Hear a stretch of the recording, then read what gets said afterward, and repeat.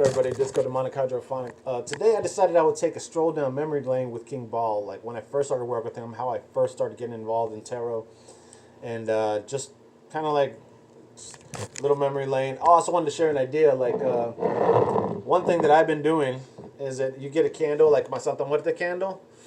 You can actually use this as a vase whenever it's done burning out. I didn't take this little metal thing out yet, but you can fill that with water and put flowers in there for her. So it's like a customized vase made specifically for her. So I thought that was kind of cool. If you guys, you can do that with any entity. You know, that way you don't just throw away your 7-day candles like the glass. You can use them for stuff. So that's cool, I thought. So with King Bael, so Bael is the first entity I ever worked with, demonic entity like at all, right? So the way this happened is like I was on the run for 3.5 years in San Antonio. 3 years in San Antonio, 6 months in New Orleans, and then Arkansas for a couple of weeks or whatever. Anyways, so when I was out there in San Antonio, man, when I first moved out, I had a couple people that I kind of knew, they were acquaintances at best, and I pretty much burned through any hospitality they had toward me pretty rapidly, like within a couple of weeks or so. And so from there, I had to pretty much just kind of fend for myself. And I ended up having to live on the streets. And so for a little while when I was on the streets, I came across this group of squatters that were like really into the occult. So I ended up hanging out with them for a while. And it wasn't like a coven, but it was just like we were just like hanging out. They were more. There was like a lot of underground secret shit going on in San Antonio, man. There was some weird shit going on there. And so anyway, whenever I was hanging out with these group of dudes, so basically, this dude, his brother owned this building, and on top of the building there was like this empty area, and so they would just squat in there. And so, like, we would just go drink, and I would, like, you pass out there. And they didn't give a fuck, you know, they didn't give a shit. There was no electricity or nothing. You could just go there and fucking just pass the fuck out if you wanted to. You could go there as long as you found, like, his name was Fuzzy. So as long as you found Fuzzy before the day was over, you could go back with him whenever he goes back to his place and fucking crash on the floor somewhere.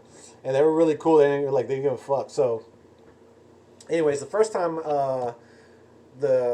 I was involved with like any kind of tarot readings was with Fuzzy. So Fuzzy actually pulled a card for me, and it was the Justice card, and that was odd because I was on the run. So it was like it was something that kind of like resonated, right? Well, it resonated, but it was like, to me it was like you know, it's kind of by chance, but it was pretty interesting.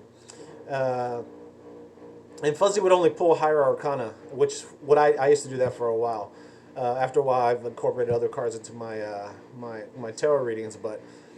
So later on, we ended up hanging out at the spot another time, and there was this other guy there. I don't remember his name, like Manuel or some shit. I don't know. Anyways, like I did like a quick card pull for him, just like a card pull, like just one card, and I ended up pulling the Tower card for him. Well, later on in the night, he ended up getting beat the fuck up. Not super bad, but like beat up, and so he had to like reevaluate some of his shit, so it really resonated with what the Tower card means, and this is how I learned some of the cards. And so like what I did from there is like I found that very interesting that they worked that way.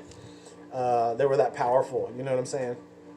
So I ended up getting me a Raider Waite tarot deck with a little booklet, and then I started just like practicing every day. I got a little notebook, a spiral notebook, and I would just like do quick little spreads and stuff like that. I would do the Celtic cross and shit, and like do spreads like that, and just kind of see like what was working for me and stuff like that. And intuition seemed to work for me best. I would get some knowledge of the cards, but then intuition was normally working best for me.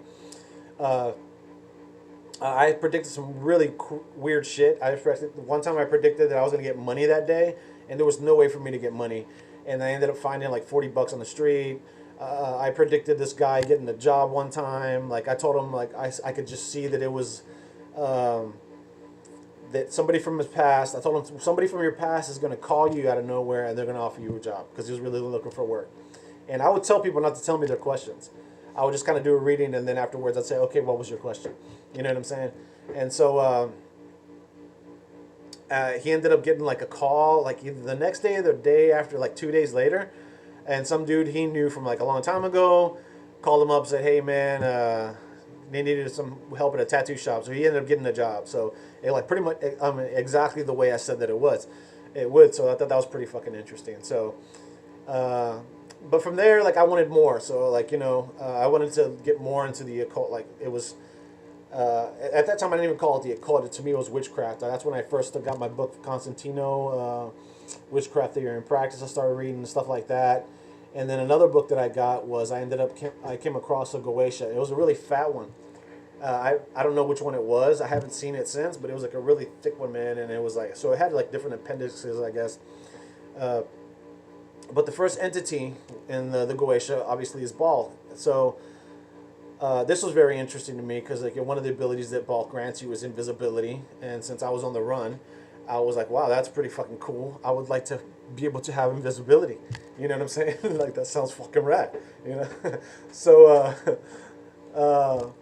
I remember I studied the sigil and I memorized it, and so I could just like close my eyes in my mind. I could just see it in my mind's eye, like very rapidly.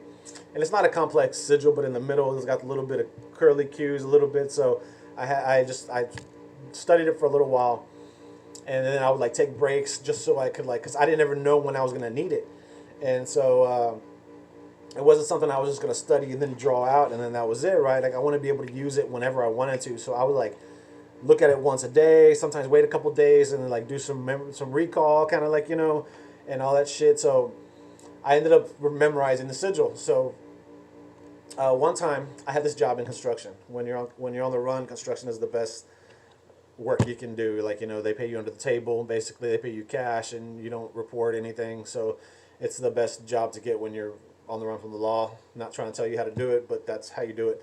And so but when we'd go to work, we'd have to go like at 5 in the morning. It was always really early, so the sun was down. It was basically nighttime.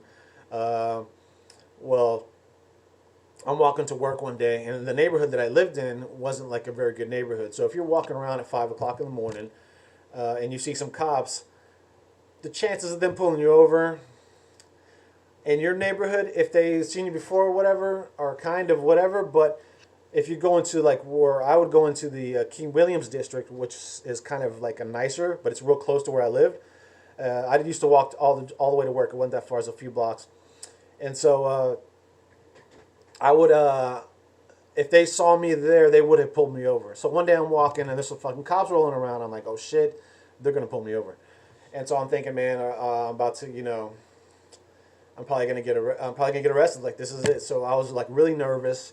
And they were kind of off in the distance, but I'm like getting ready, right? So I'm like, okay, what the fuck? So I start thinking what I'm gonna do. I'm like, okay, act natural. You know the whole shit where you act natural and you're like stiffen the fuck up. But anyways, you gotta act real fucking cool. Your heart's beating, but you gotta act normal. And then when they started getting kind of close, I thought of the sigil, visualized it in my head, and they just rolled right by me. Now this could be coincidence. This could be, but to me it was something. They happened to be looking the other way. I saw them out of the corner of my eye, and so. I don't think that I was granted invisibility, but it makes people like ignore you. And I think when I read Constantino's book, maybe I read it after because I remember reading that part where he was saying it doesn't necessarily make you invisible, but it will make people ignore you, And so the sigil, King Bael, will help with making people ignore you. So I thought that was rad. I was like, oh shit, this is fucking cool. This shit is real. You know what I'm saying? Like this shit is dope.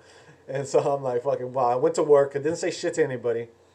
And then I walked this way to work every day for several months. So it was a big construction site, and we were all doing like a bunch of little ins and outs things, so it was like very.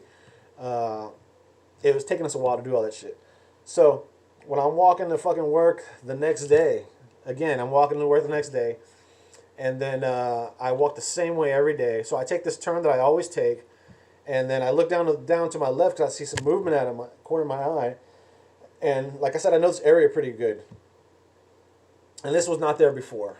And I saw like I guess there was a water leak or something. And then there was like just like a bunch of little frogs everywhere.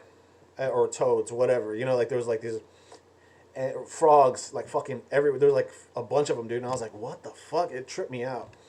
And I was like, it was really weird looking. And I didn't. I don't think I attributed it to. This is a long time ago, so I didn't attribute it to Ball at that point in time. But it did come about later that I was like, shit, that was fucking Ball letting me know that he helped me out, dude. So that's exactly what that was. That was like my confirmation. And so from there, you know, time went on. I got into drinking and doing all that kind of shit. So all that stuff kind of like tended like just kind of evaporated after a while. And then again, when I'd been to prison, all that kind of shit. I was out, and I was in Taylor, Texas. I was waiting for one of this chick I was dating, and she was in her house, and she was like, she lived with like her ex, and so he was like trying to help her, but he obviously wanted to get back with her, but she would have to sneak out to come hang out with me because he didn't like me in his house, obviously because I'm fucking his ex chick. So anyway, he comes to my, whatever. So I'm waiting for her to come out. I texted her, I'm like, hey, I'm fucking out here, like, waiting for you. So I'm like a couple of houses down, and I'm waiting. And as I'm waiting, I get this feeling. I'm like, what the fuck? I was like, oh shit, I know this feeling, right? And then I look in my rearview mirror, and then I see like a bunch of cats, like, and a bunch, but they were like different distances away because it's down the street. And it's like in the middle of the night. This is like fucking like 3 in the morning, dude. And I see like these cats like walking up to like towards my car, and I'm like, what the fuck is going on, dude? And it was like I don't remember how many. There was at least 5. There could be up to 9 of them. They were just like kind of roaming the streets, and I was like, oh shit. I was like, I know this feeling. It's like, this is Ball. And then and I think she ended up sneaking me in that day, and I was telling her about it. And then she's like, okay, well, whatever. And then he ended up visiting her house a few times. Like after that, she's like, hey, your friend was over here. Can you tell him to stop coming over here? I was like, I can't do that. He's gonna do what he wants to. So he ended up haunting like my ex chick's like house for a little while. I don't know if he still fucks with her or not, but I don't talk to that bitch. But I thought that was pretty funny. So yeah, man, that's it. Thanks for watching. Hopefully you thought this was fun. I thought it was fun. But if you like this video, share it with your friends. If you hate it, share it with your enemies.